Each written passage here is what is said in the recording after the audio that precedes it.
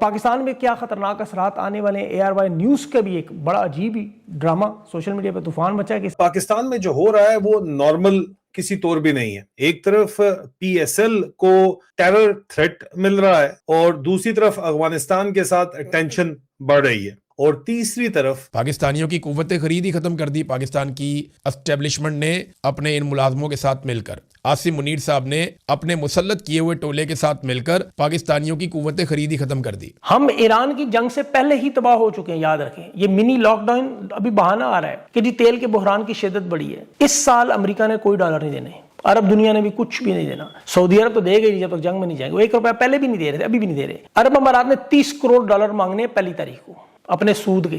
तेल ये खरीद नहीं सकते, उधार पे तेल मिलेगा नहीं कहीं से। आपको दिखाया जा रहा है कि सब अच्छा है, सब अच्छा है। हर खड़ी चीज को सलूट मारो, हर लेटी चीज के ऊपर चूना फेंको और बोलो सब अच्छा है। PSL जो क्रिकेट टूर्नामेंट है वो उन्होंने कहा ऑनलाइन करवा दो, बंद कर दिया। घरों में बैठ के थे, लाहौर कराची में थोड़े बहुत मैच हो जाएंगे, बाकी अब घरों में बैठे। वजह सिक्योरिटी या मईशत, दोनों हालतों में ये है। और जाना क्या चाहते हैं सऊदी अरब। हालात ये है कि खैबर पख्तूनख्वा में मैच नहीं करवा सकते ये।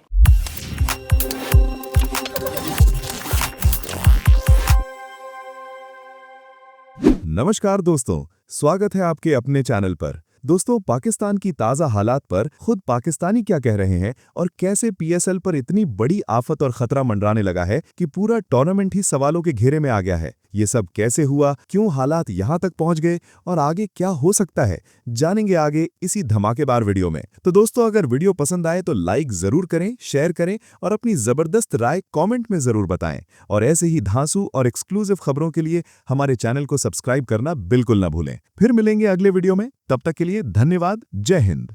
जोर तो इनका आवाम के ऊपर चलता है।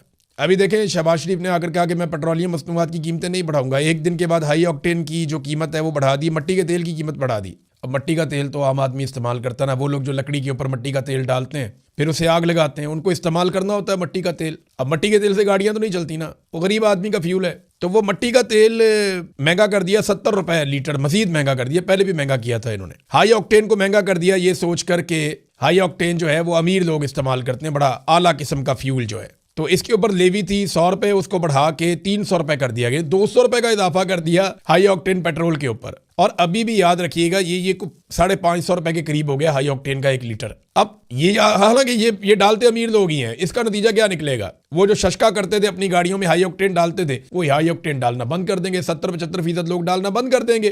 तो जब वो बिकेगा ही नहीं तो उसमें से ये कमाएंगे क्या? तो वो कहते हैं गंजी नहाएगी क्या, नचोड़ेगी क्या। तो ये वही मामला है इनका। जब वो बिकना ही नहीं है तो उसमें से इन्होंने कमाना क्या है? जितना महंगा इन्होंने कर दिया, लोग दूसरा वाला डालेंगे या मिक्स करके डालेंगे, जैसा कि नॉर्मली लोग करते हैं। पाकिस्तान में पहले भी बचत करते हैं। है वैसे फ्यूल वो अमीर आदमी का है, लेकिन इतना जब आप बढ़ा देंगे ना तो वो भी दूसरे फ्यूल पे आ जाएगा। और अभी आप देखिएगा ये दूसरे फ्यूल की कीमत भी बढ़ाएंगे। ये इतने अच्छे नहीं है कि ये कौम का एहसास करे। जब इन्हें पता चलेगा कि इससे भी पैसा नहीं बन रहा तो ये एक और तरीके से पैसा बनाएंगे। हालात पाकिस्तान के ये हैं कि इस ईद पे जो खरीदारी हुई है, मैं कराची की बात कर रहा हूँ जहाँ सबसे ज्यादा खरीदारी होती है ईद के मौके पर, वहां पे चेयरमैन ऑल कराची ताजर इत्तेहाद जो है, उनके चेयरमैन अतीक मीर, उन्होंने स्टेटमेंट जारी किया, जनाब पिछले साल की निस्बत मजीद 40% कम हो गई खरीदारी। पाकिस्तानियों की कुव्वत खरीद ही खत्म कर दी पाकिस्तान की एस्टेब्लिशमेंट ने अपने इन मुलाजमों के साथ मिलकर। आसिम मुनीर साहब ने अपने मुसल्लत किए हुए टोले के साथ मिलकर पाकिस्तानियों की कुव्वत खरीद ही खत्म कर दी। हालांकि जब ये आर्मी चीफ बने थे तो उसके बाद इन्होंने दावा किया था 1 साल में मईशत को ठीक कर देंगे। इनका काम नहीं था, ये दावा करना नहीं चाहिए था, लेकिन दावा किया था। आज 4था साल हो गया इनको,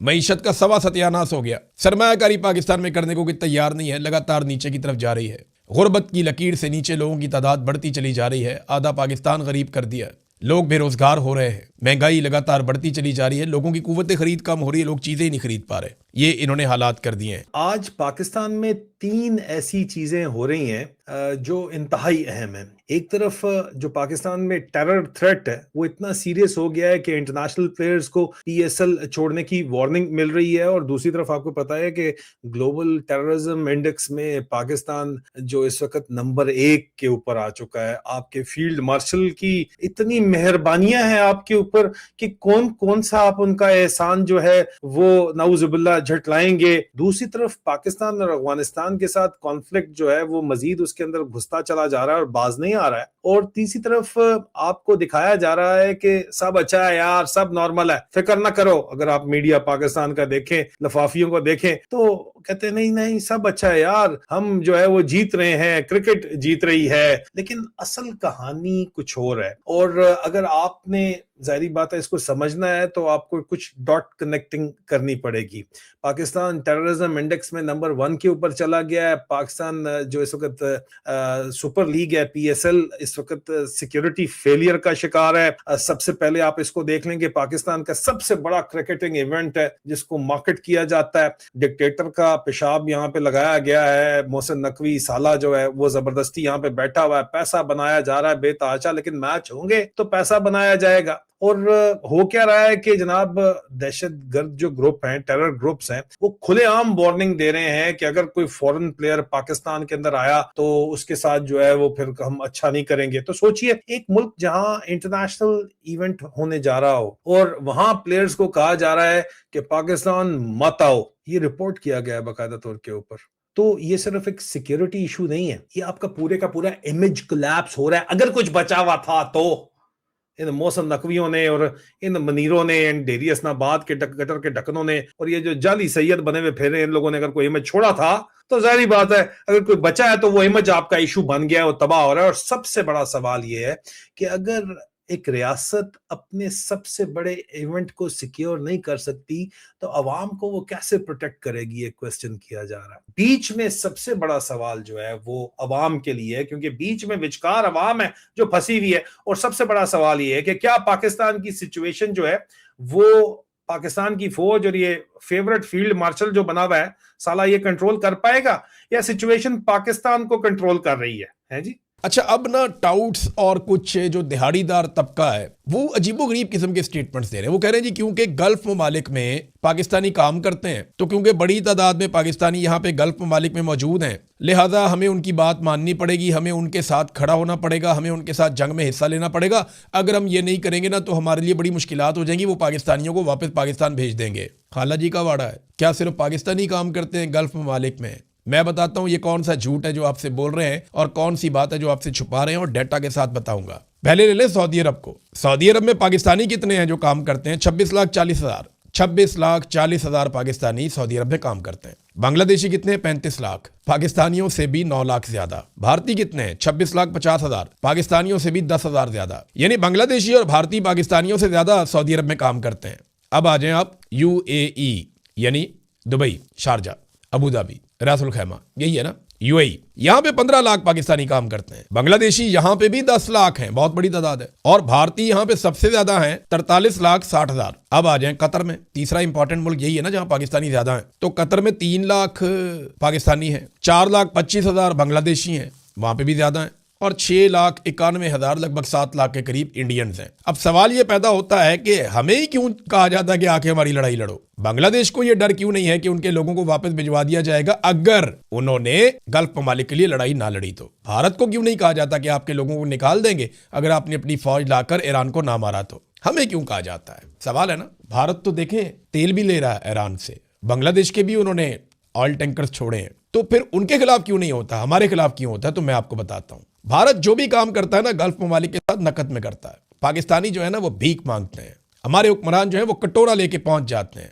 हमारे हुक्मरान जो है वो उधार में तेल लेते हैं, हमारे हुक्मरान जो है वो अपनी इंटरनल सियासत में उनकी मुदाखलत करवाते हैं। ये उनके जरिए से अमेरिका से राब्ता करते हैं और उनको पाकिस्तान की सियासत के अंदर बार बार दावत देते हैं और वहां से फायदे उठाते हैं, उनके जरिए से डीलें करके पाकिस्तान से बाहर भागते हैं। तो जब आप किसी को दावत देंगे कि वो आपके घर के अंदर आके आपके घर के मामलात को देखे, तो फिर वो भी आपसे एक्सपेक्ट करेगा कि आप भी उसके मुताबिक चलें। ये हमने खुद दावत दी है अपनी खुद मुख्तारी के ऊपर। हमारे भाई हैं, ब्रदर इस्लामी ममालिक हैं, हमारे सर आंखों पे हैं, लेकिन ये तरीकाकार नहीं होता इंटरनेशनल रिलेशंस का। बांग्लादेश को वो कुछ नहीं कह रहे, भारत को वो कुछ नहीं कह रहे, अफगानिस्तान को वो कुछ नहीं कह रहे, बाकी ममालिक को नहीं कह रहे। पाकिस्तान की क्यों मंजी ठुक जाती है कि जनाब आप आएंगे नहीं तो आपके बंदे निकाल देंगे पाकिस्तानी सारे? ये सबसे ज्यादा कंप्लेक्स मसला है जिसमें हम फंसे हुए हैं। लिहाजा हर पाकिस्तानी से मेरी गुजारिश है कि वो अपना किरदार अदा करें। ये बहुत लंबा मामला है और बहुत दूर तक इस पे काम करने की जरूरत है। हुकूमतों को होश करने की जरूरत है, लेकिन उनकी तवज्जो ही नहीं है, अय्याशियों से उनको फुर्सत ही नहीं है। खत्म। Bye bye. Bye tata goodbye गया।